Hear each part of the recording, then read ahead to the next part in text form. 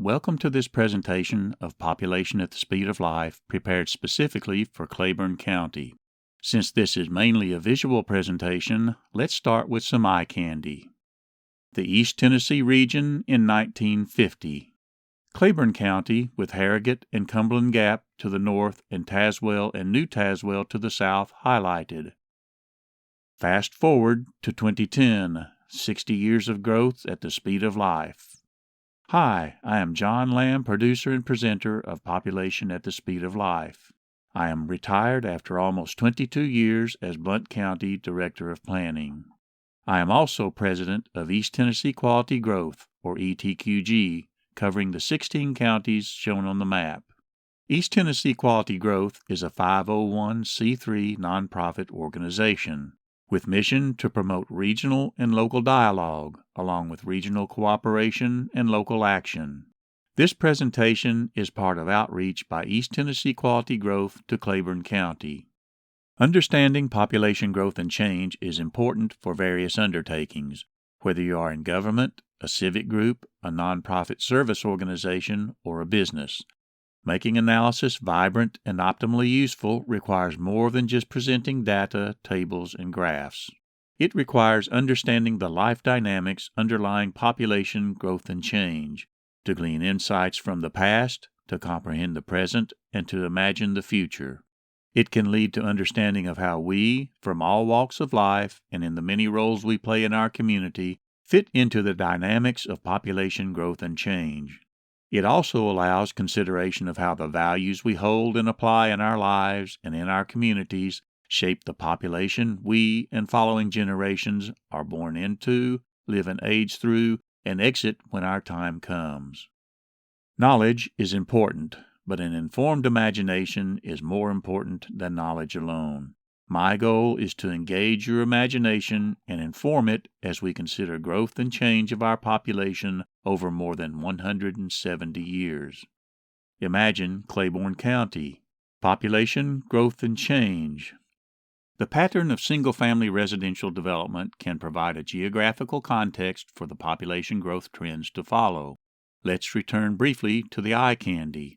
Cue into the pattern of residential development in Campbell County in 1950. Fast forward again to 2010. Knoxville was the large urban center of a growth pattern extending regionally into surrounding counties. Claiborne County was at the edge of the larger regional growth pattern. Growth within Claiborne County showed gradation from urban and suburban cluster around Harrogate and Tazewell to an extended linear pattern of places pushing to the base of the Cumberland Plateau, to scattered small places and out to more rural and less dense areas of the county. The Cumberland Plateau to the northwest in the county created a clear divide of growth. Using the most recent available census in 2010, the county population numbered 32,213 people. The most recent census estimate showed a decrease of 254 people in 9 years. In answering the question of how did we get here, we must look at a trend over time. This was the trend of county population over 110 years, from more than 20,000 in the year 1900, increasing by half more to about 32,000 in the last population count in the year 2010. There were limited local data for analysis of population dynamics prior to about 1950. But a deeper resource of local data from 1950 onward. We thus clipped the graph to focus on population growth dynamics over 60 years. We will return to an important pre-1950 trend later. To understand the dynamics of growth, the decade difference or change in total population provides a start. In this initial instance, the county population decreased by 5,721 people in the decade from 1950 to 1960. We can do the same calculations for each successive decade to discover the trend. And we can graph the results as decade population change. Note the variability. This reflected underlying dynamics or changes in the components of growth. The basic components of population growth or change were natural increase and net migration. Natural increase was based on the subcomponents of births and deaths, with positive natural increase resulting from more babies being born than number of people dying. and negative natural increase resulting from more people dying than babies being born. For immediate analysis, summary figures for natural increase were used, reserving consideration of the subcomponents to later. Net migration was the difference between number of people moving into and moving out of the county. For analysis, accounted summary figures for net migration were used, since separate data on underlying flows of people moving into and out of the county were not readily available. We first consider natural increase. We return to the graph of population change shown earlier and add the component of natural increase. The trend was relatively smooth, with peak in the 1950s, followed by generally continuous decrease and approaching zero by 2010.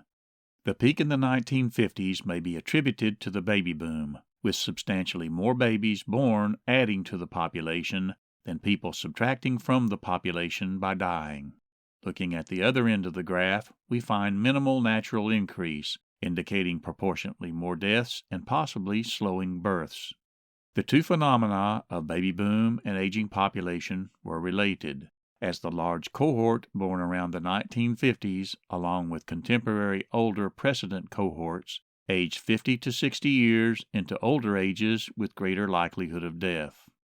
Across the same time span, in the nation as a whole, births showed variation not evident in summary natural increase. From peak in the 1950s, birth rates and births fell to an initial low in the early 1970s. The large baby boom generation aged through peak fertile years in the late 1960s, through the 70s and 80s, and into the early 1990s, resulting in more mothers and more babies even on a lower birth rate. Overlapping and following in the late 1980s, 90s, and 2000s, increased international in-migration was concentrated in the fertile years of the subsequent Generation X and Millennials. The number of mothers remained at a higher level on a continued low birth rate, and this kept the number of births up even as the pace of births began to slow and peak by about 2007. Another reduction in birth rate to record lows in the nation began about 2008, ultimately leading to a recent decrease in number of births at the national level. Where then will the county trend go in the future? We reserve that discussion until later, so that we can turn our attention to the second main component of population change, net migration. Recall the graph of population change and natural increase. There are obvious gaps to be accounted. If we subtract natural increase from population growth, we can account for the differences as net migration. Added here in red, net migration was highly variable and accounted for much of the variation of population growth. This led to a varied influence on population change. The 1950s saw a large outmigration from the county as more people left the county than moved in, overwhelming the positive natural increase of the baby boom to result in substantial population decrease. This moderated into the 1960s, but with outmigration still large enough to limit overall population increase in the face of substantial natural increase at the end of the baby boom. The trend reversed dramatically in the 1970s, with strong net in-migration dominating population growth, as more people moved into the county than moved out. Net in-migration then varied but still dominated population trend to end as almost the sole determinant of population increase from 2000 to 2010. Another underlying shift was notable. The outmigration of the 1950s and 60s was due in part to people moving out of rural areas, with agriculture reaching the end of a long-term decline as employment generator. In contrast, the in-migration of the 1990s and 2000s was concentrated in the urban and suburban areas of the county and included retirees coming from outside the county. So, what may the future of net migration look like? We can add that to the question we had before on the future of natural increase. And we can begin to find answers as we consider population estimates published by the U.S. Census Bureau each year, extending our analysis from 2010 to most recent estimates for 2019. Armed with this information, we can begin to imagine a near future. The trend of growth took a run downward from 2010 to 2015, recovering a little, but ending lower than it started in 2010. As before, we can calculate the differences between estimates to show population change for the 9 years of the sequence. Notice the general down and up of the trend. The pattern was predominantly defined by variation in net migration, a continuation of migration as the dominant driver in population growth identified earlier for 1990 to 2010.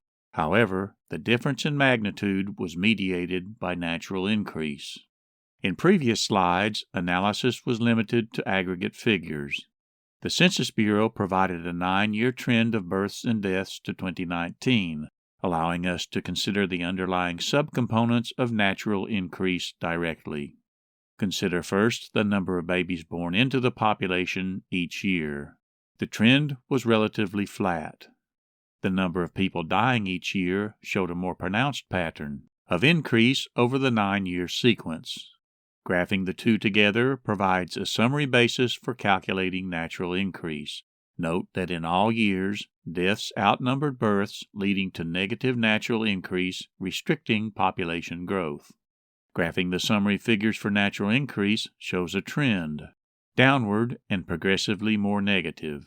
This continued the long-term historical trend of decrease from 1950 to 2010. We can graph population change and the two components together to see a comparative trend over 9 years. This is so close to a full decade that you can almost imagine what the next 2020 census will show. I invite you to imagine a near future. If we assume that the last year of the sequence can be duplicated reasonably in the next year, we can sum components across the 10-year span and graph the result as an estimated projected full decade from 2010 to 2020. We then can add our graph from previous consideration of decade trends to allow recent and near future analysis.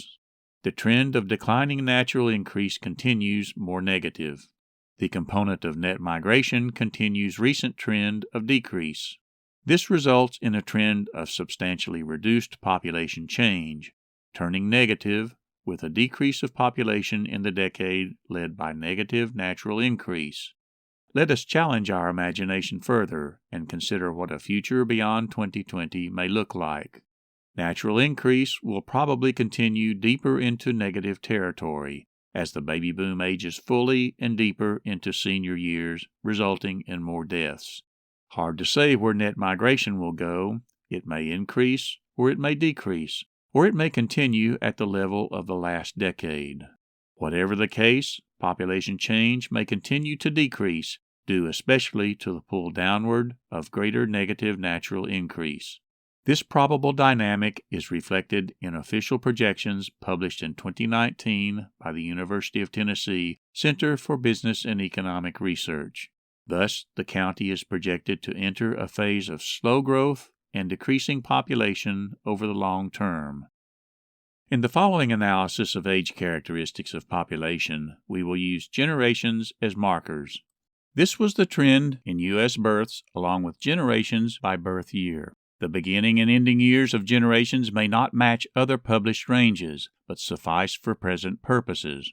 Approximate generation age groups were used to fit graphics of population characteristics by age for 5-year cohorts in the graphs to follow. Thus, graphic portrayal will be off by a year or two for the actual beginning and ending birth years of most generations.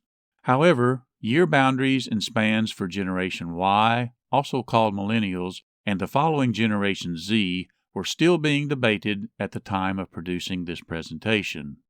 Note that the millennial generation in blue is shown as a 21-year span to the year 2000.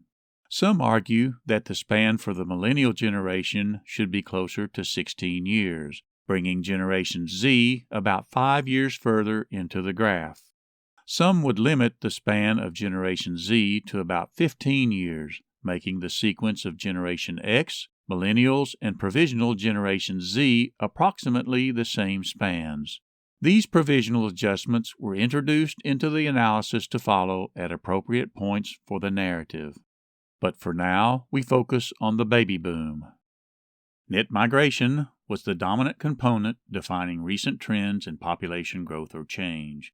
We can gain further insight into this component by looking at variation across age of the population. We highlight the baby boom for illustration since it was the generation that spanned our base data from 1950 to 2010. We also highlight the senior population for evidence of retirement migration into the county. Our immediate task is to disaggregate the decade summary figures we saw earlier.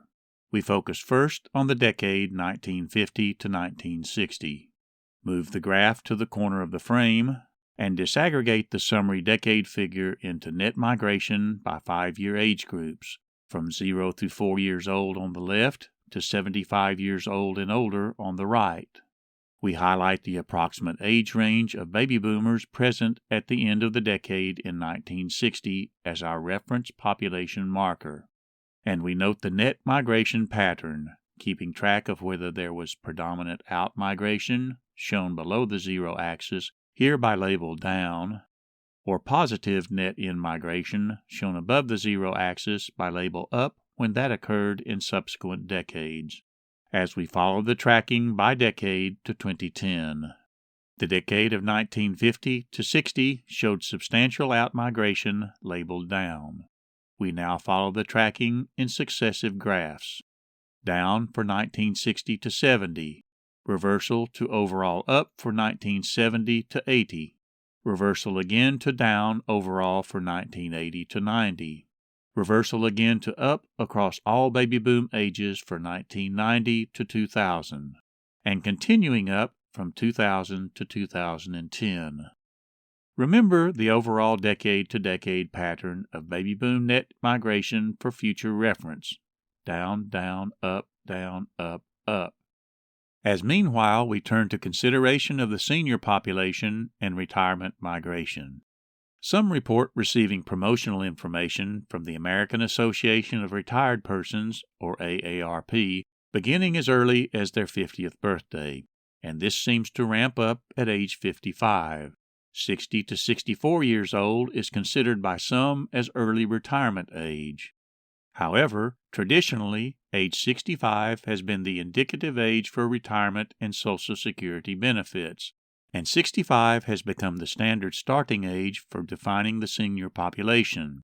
For some of the following analysis, the ages from 55 to 64 were presented as extended context for narrative. Traditional retirement age is highlighted on the graph of net migration by age from 1950 to 1960. Note that all ages showed net out-migration for the traditional retirement years, and the same for extended years 55 to 64. Fast forward to the decade 2000 to 2010, showing strong net in-migration for traditional retirement ages along with extended ages 55 and older. To get a clearer view of net migration by age, we can reduce the axis and transform to a more readable graph. Traditional retirement ages accounted for 31% of total net migration from 2000 to 2010, and accounted for almost a third of total population growth in the decade. At net count, almost 1 in every 3 new people counted in the decade were persons that were 65 and older by 2010. This indicates that the county was a retirement destination. Looking at extended ages 55 and older, net migration accounted for more than half of total population growth. At net count, more than 1 in every 2 new people counted in the decade were persons that were 55 and older by 2010. This was important since the additional population aged 55 to 64 in 2010, some of whom may have been early retirees, aged to become seniors by 2020, adding to the existing senior population that aged in place from 2010 to 2020, and thus reinforcing the trend to an aging population. Let's pause here to note a distinct pattern that was characteristic of a college or university, with students moving into the county for education and students moving out of the county upon graduation or exit from studies. 2 schools may fit this pattern: Lincoln Memorial University in Harrogate and possibly a campus of Walter State Community College in Tazewell. The pattern may mask another pattern that also fits the age range. Some young people may move out of the county for higher education or military service elsewhere, or may seek occupation elsewhere if jobs of choice are not available locally. Also of interest was the concentration of net in-migration for younger people. Children generally did not migrate on their own, but followed the migration of their parents.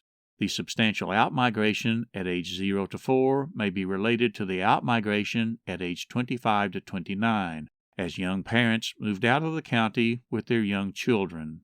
The concentration of net in-migration in both the younger and older segments of the population was not characteristic of international migration. International migration was concentrated in the ages of 20 to 54, mainly toward the younger end of that range, and usually did not contain major retirement migration across international borders, nor did it contain a high level of parents migrating with children from foreign countries. What may not be evident was that most local growth was from domestic migration, or the movement of people resident within the boundaries of the United States. This was confirmed in population estimates by the U.S. Census Bureau for 2010 to 2019. Domestic migration dominated the overall trend, accounting for almost all of total negative and positive net migration for the county across the 9-year span. Retirement in-migration added to the senior population, but the senior population was increasing in any event due to longer-term demographic transformation. The baby boom again can help illustrate the transformation as we look at the distribution of population by age. Recall the population trend from 1950 to 2010. To see the transformation of population by age, we need to disaggregate total population each census year. We begin with 1950, disaggregating population by 5-year age groups from 0 through 4 years on the left to 85 years old and older on the right. Note that the distribution of population by age looked like a slightly deformed and flattened pyramid, rotated and laid on its side, with a large young base and a small old apex. Remember this shape for comparisons later. We add the baby boom present in 1950 as our tracking generation, and we track the generation decade by decade across the screen. We note the growth in the age groups as they aged each decade, either down showing decrease in population or up showing increase in population. These directions, down and up for the baby boom, correlated with the downs and ups of net migration identified earlier. We track the baby boom across the screen to 2010, on the verge of entering senior years, 65 years old and older. We leave the line for comparison to highlight growth or decrease. Recall now the pattern of net migration we established earlier for the baby boom, down, down, up, up, by decade from 1950 to 2010. Watch the blue columns for age groups in relation to the pink comparison line to see migration play out in population distribution and to see the transformation of the distribution over 60 years. We begin with 1950, with net outmigration resulting in a shift down for baby boom population by 1960, followed by the sequence of down again for 1970, reverse to up for 1980, reverse to down again for 1990, reverse to up again for 2000, and finally continuing up to 2010 as the baby boom reached the verge of entering senior years. Note the overall shape of the distribution, with substantial population in each age group up to senior years. This was very different from the starting pyramid shape in 1950, and was due in part to net migration, especially for the last 2 decades. The population transitioned to an older distribution even before the baby boom entered senior years. The relatively large bulge of the baby boom at the time raised concern of impact on future senior population and related programs such as Social Security and Medicare. The popular press and some academic sources had a label for the pending phenomenon, but I prefer to use a more local term: triple whammy. The baby boom was a large generation.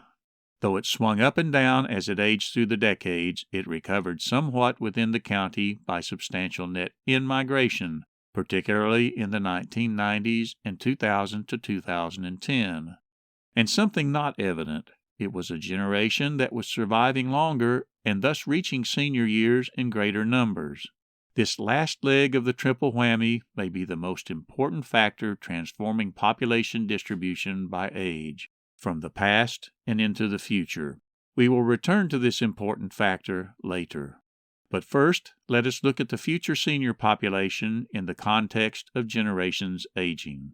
This was the distribution of U.S. births by year to 2010 with generations overlaid. We cue on the GI or World War II generation born from approximately 1901 to 1924, and flip the generation sequence as overlay onto the 2010 population distribution by age. We again define the senior years age 65 and older, and age the generations across the screen, decade by decade, projected into the future. Note that the projections to follow assume continued in-migration and out-migration in the future. Thus the blue columns may increase or decrease as they progress across the screen. We begin with the baby boom on the verge of entering senior years in 2010. Using official projections published in 2019 by the University of Tennessee Center for Business and Economic Research, we see the baby boom age to 2020, with a large portion of the generation entering senior years. This is the projected situation coterminous with the production of this presentation. Looking ahead another 10 years shows the baby boom fully aging into senior years by 2030. By 2040, most of Generation X will age into senior years, followed by entry of the leading edge of millennials or Generation Y by 2050. By 2060, most millennials, defined as a 20-year generation, will age into senior years. But this calls to the fore the alternative definition of generations, with Generation Z provisionally claiming ages 60 to 64. If we use a 15-year span for Generation Z and age that provisionally defined generation 10 years, we find the majority of Generation Z aging into senior years by 2070. The teens and young adults of Generation Z present today in 2020, including those that may in-migrate into that generation over the decades, will be future additions to the senior population, and will maintain overall population transformation as an older distribution 50 years hence. You may have noticed that the population distribution up to senior years in 2020 progressively reduced as projected to 2070. This reduction in the range from children to young adults to middle age and mature ages is reflected in long-term overall population decrease.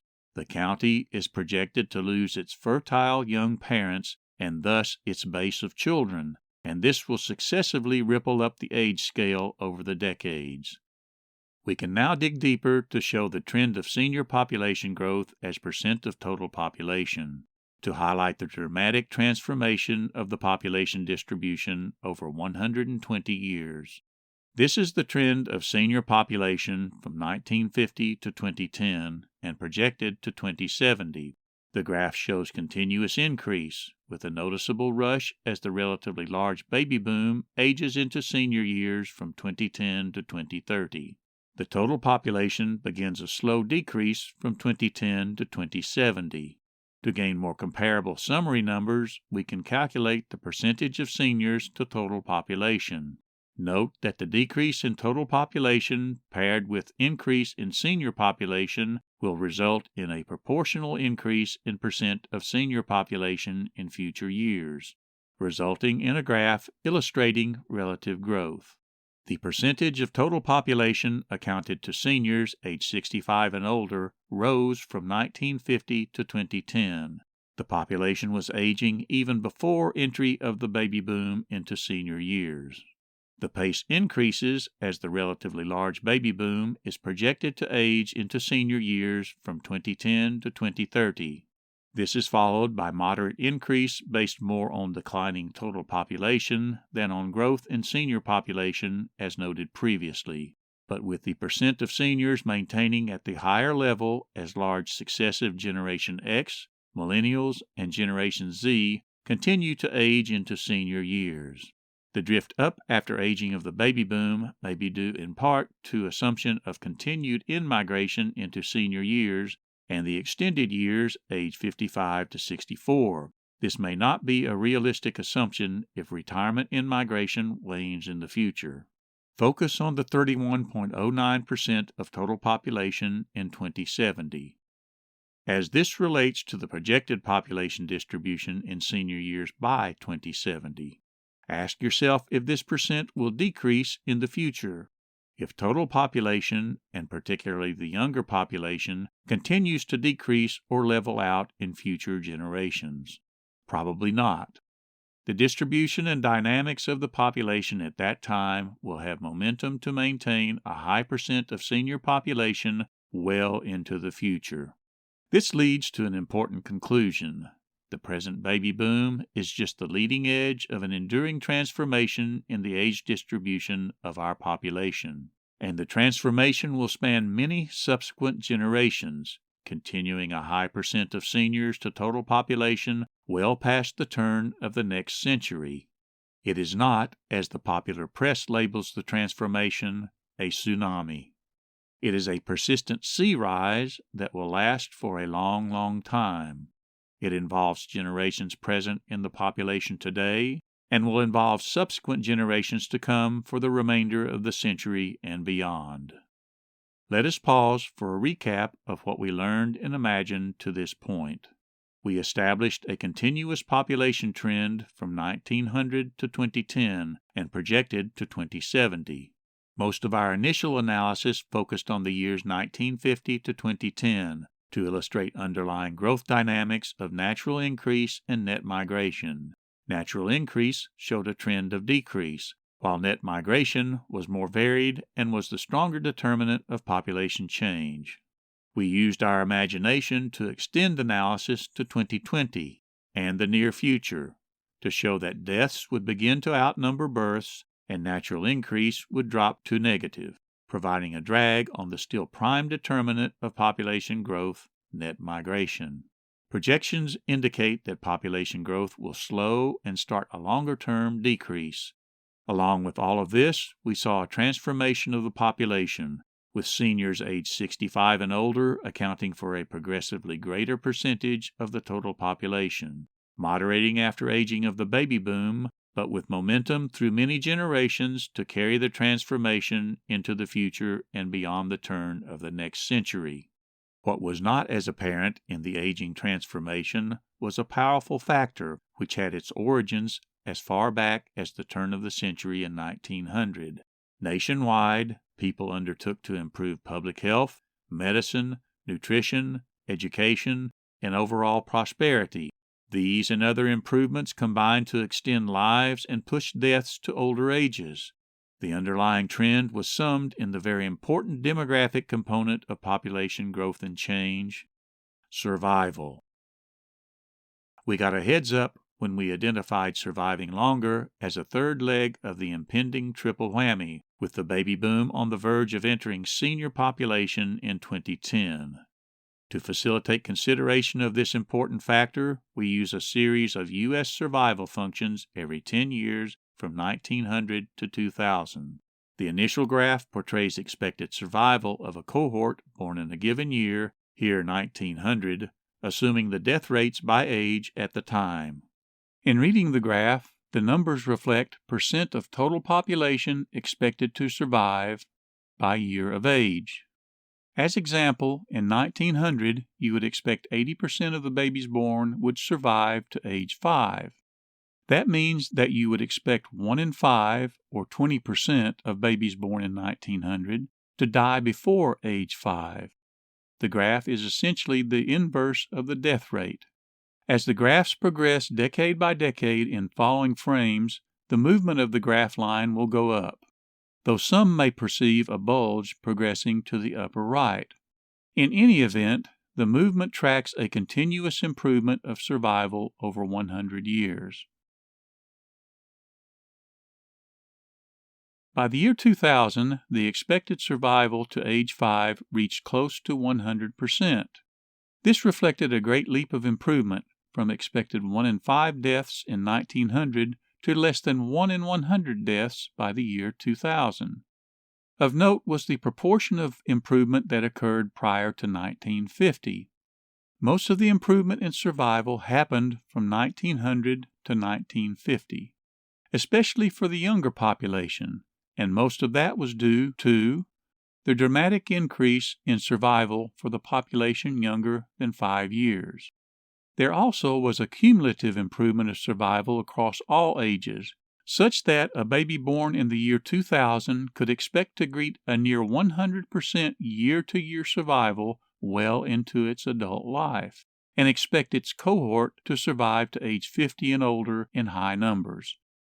Survival is a powerful concept in considering population dynamics, but most people do not think in terms of demographic survival, tending to think more in terms of how long will I live. Period life expectancy at birth is a computed measure of average length of life for a cohort in a given birth year, assuming mortality or death rates by age in that year. Life expectancy showed considerable improvement from 1900 to present. We will turn to that in a moment.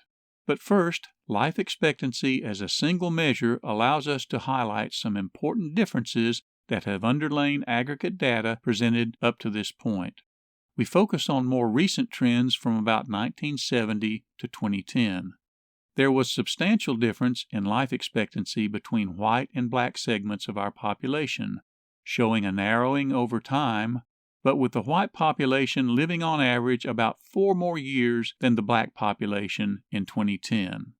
In contrast, Hispanic and Asian Americans lived on average about 3 and 6 years more than the white population, and thus 7 and 10 years more than the black population. Another important difference was between male and female. Females had a longer life expectancy than males. This was true for both white and black segments of the population, with white and black females outliving both white and black males. Calculating life expectancy at age 40 for men and women and correlating with income shows that higher income women outlived lower income women and consistently outlived men at all paired income levels. The variations were substantial, with a difference of 10.1 years in life expectancy between high and low income women, and a difference of 14.6 years between high and low income men. Income also had differential effect over time, with improvement in overall life expectancy led more by improvement within the upper income population, and the lower income population neither showing improvement nor adding to aggregate life expectancy. We now turn again to the aggregate. Over 109 years, from 1900 to 2009, life expectancy at birth improved substantially with addition of more than 30 years of expected life. We got to this point in 2 distinct jumps. First, a relatively rapid improvement with much variation to about 1950. Second, a pivot to slower improvement with less variation off the trend line. This was consistent with the trends we saw earlier in survival, pre-1950 to post-1950. The trend had momentum to more recent times with some variation. Recent trends showed a downward drift from 2013 to 2018, which reversed by 2019. But just as the flu epidemic in 1918 temporarily affected life expectancy at the time, so may the present epidemic of COVID-19 also cause a temporary variation through increased deaths. However, the longer-term trend will probably continue improvement, with projected addition of 10 years by the turn of the century. Can the future hold more? Some note that ancient text describes the present situation fairly, with range of expected life from 70 to 80 years. However, other ancient text provides a different perspective, with ideal of 100 years or more for expected life. Assuming successful breakthroughs in medicine and aging research in the near future, we may be on the cusp of that ideal. And some speculate that many in the youngest generations present and being born today may routinely live to 100 or even 120 years old. Not only would this maintain the transformation of our aging population, but also may intensify it in the future. To this point, we have focused on the interrelated dynamics or mechanics of population growth. I want to switch gears now and focus on other less obvious factors. Imagine values and purpose as important underlying factors driving population growth, particularly the value of health. Health is important in sustaining survival and lifespan, and is thus important in the life dynamic of population growth. Health is a central value and may be broadly defined. The profession of public health often refers to an aspirational definition that dates back more than 70 years. Health is a state of complete physical, mental, and social well-being, and not merely the absence of disease or infirmity. The profession of city and county planning also incorporates health as part of its purpose, exemplified in the purposes of the general plan defined in Tennessee state legislation dating back almost 100 years, to best promote the health, safety, morals, order, convenience, prosperity, and welfare, often shortened to health, safety, and welfare. Welfare was an old term that developed different meaning over time. The broader term well-being from public health may serve better in present discourse. We noted earlier that life expectancy varied by gender, race, and income. This was related to variations in health and well-being, and also showed broad geographical variation. In particular, the South, as context for East Tennessee, ain't too healthy. Tennessee and many other southern states fall below the national average for life expectancy. Tennessee ranks down 45 out of 50 states. The reduced life expectancy of Tennessee population is related to incidence of obesity and inactivity. Obesity and inactivity are linked to higher incidence of serious diseases that can lead to earlier deaths and thus lower life expectancy. The incidence of obesity in Tennessee showed a dramatic shift over the years, being less than 10% of the population in 1985, jumping to greater than 30% by 2010. Some call this an epidemic that is adversely affecting the health of a large portion of the population. The epidemic goes hand in hand with inactivity of the population, with Tennessee again showing adverse ranking along with other southern states. So, what is the prescription for better health and longer life? Dr. Bob Overholt of the local public television health and medicine show recommends exercising, eating properly, getting a good night's sleep, and including laughter in your life. Exercise in particular is important and can have beneficial effect on health and well-being comparable to a blockbuster drug, and it can be an inexpensive prescription that includes routine activities of daily life in our communities. Health is related in many ways to our built environment in which we undertake those routine activities of daily life in our communities, and is an important part of quality growth. This is recognized in the profession of city and regional planning, particularly planning for active communities that can harvest the health benefits of exercise. The profession of public health also recognizes the importance of the built environment in sustaining well-being, and there is a growing literature on how we can build our communities to enhance health. The Tennessee Department of Health has recently launched a built environment and health program which recognizes that how we build our communities is tied to primary prevention of disease and infirmity. Let us now tie things together and exercise our imagination. Imagine generations connected, with each older generation improving well-being and survival, and improved well-being and survival progressively greeting each new generation. We start with the survival curve for 1900 and overlay generations of interest at the time. The unnamed 3 predecessor generations span ages in which they would have impact on the health and well-being of their contemporary and future population. The named lost generation was too young to have much impact at the time, but would come of age during World War I to take their literary moniker and impact in the next century.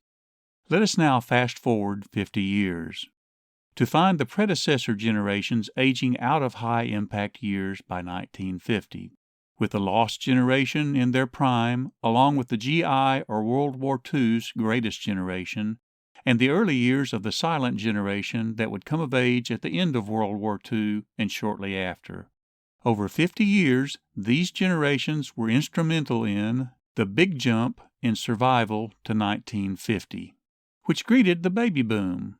The accomplishments of at least 6 previous generations boosted the health, well-being, and survival chances of the large new generation being born around 1950. In recognition of improved health and longevity, let us expand the high-impact years to age 85, and again fast forward another 50 years.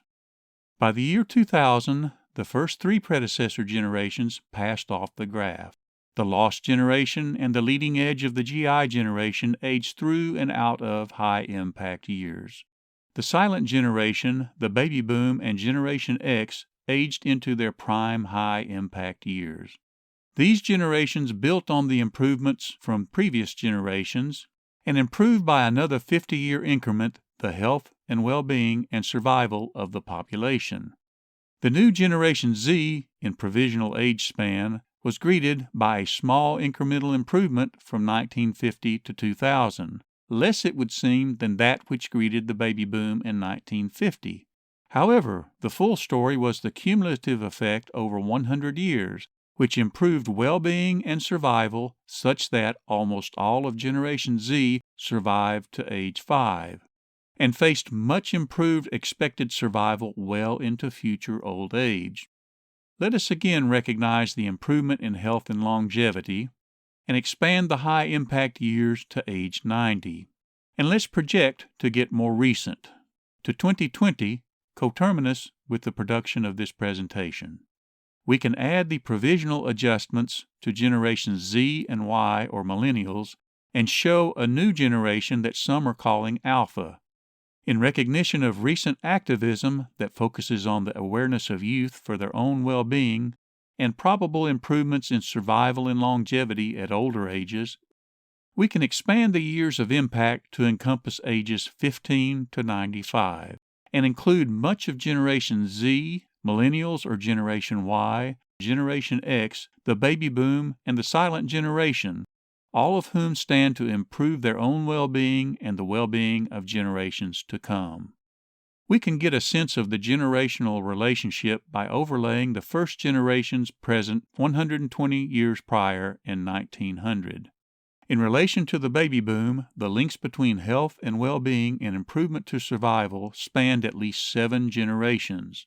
This may challenge our thinking to consider a much expanded time horizon for contemplating our important work at hand. We are the first generation of more generations. Just as our predecessor generations improved our well-being, so we have the potential to improve the well-being of our 7-generation span. Our goals need not be limited to ourselves, our children, and grandchildren. Our goals may rightly consider even our great-great-great-great-grandchildren. What we do today, what we build today, can outlive us by many generations. On a more personal note, the baby child, more likely the grandchild, and more likely still the great-grandchild you hold today, may live to hold your great-great-great-great-grandchildren, your 7-generation future. I invite you to imagine that this is our quest: health, safety, well-being, survival, quality growth, both of a healthy population and of a healthy built environment to support that population. And our communities will be better for this, for us, and following generations, to live long and prosper and be well. Imagine that. This presentation is an outreach of East Tennessee Quality Growth to encourage regional and local dialogue, along with regional cooperation and local action. Thank you for imagining with me.